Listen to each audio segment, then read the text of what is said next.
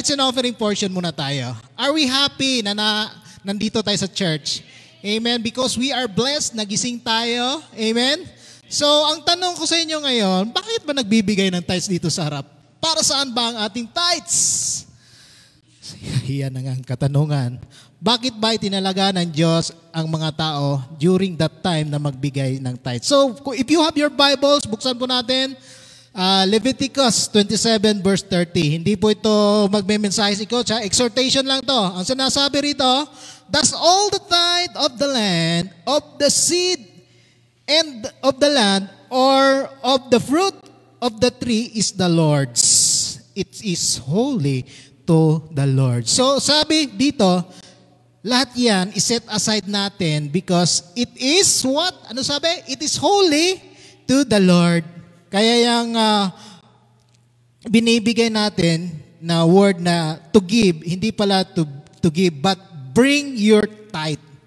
Amen? Kasi yan ay kay Lord. So yun ang una, no? So why? Para saan ba? Proverbs 3:19. Kasi pag dinala daw natin yung ating mga tithe, ang sinasabi dito sa Proverbs 3:19, honor the Lord from your wealth and from the first of all your produce, so your barns will be filled with plenty and your vats will overflow with new wine. So una, anong dahilan? It is to honor. Honor the Lord, kaya binibigay natin yung ating mga ikapo dito every Friday. And because He owns everything and He deserves kung ano man yung binibigay natin. At bukod dyan, it is an expression of trust. Bakit ba sinasabi nating trust? Kasi, sabi sa Malakay 3:10, bring the whole tithe into the storehouse so that there may be food in my house.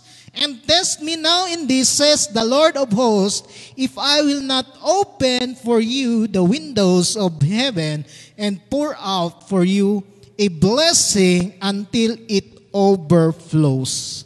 So dinadala daw natin yon kasi tinitest natin si Lord.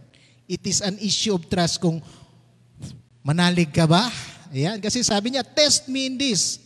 Sa lahat ng passage sa Bible, ito lang yung nagsasabi na subukin mo ang Panginoon sa iyong pagbibigay. At sabi dito,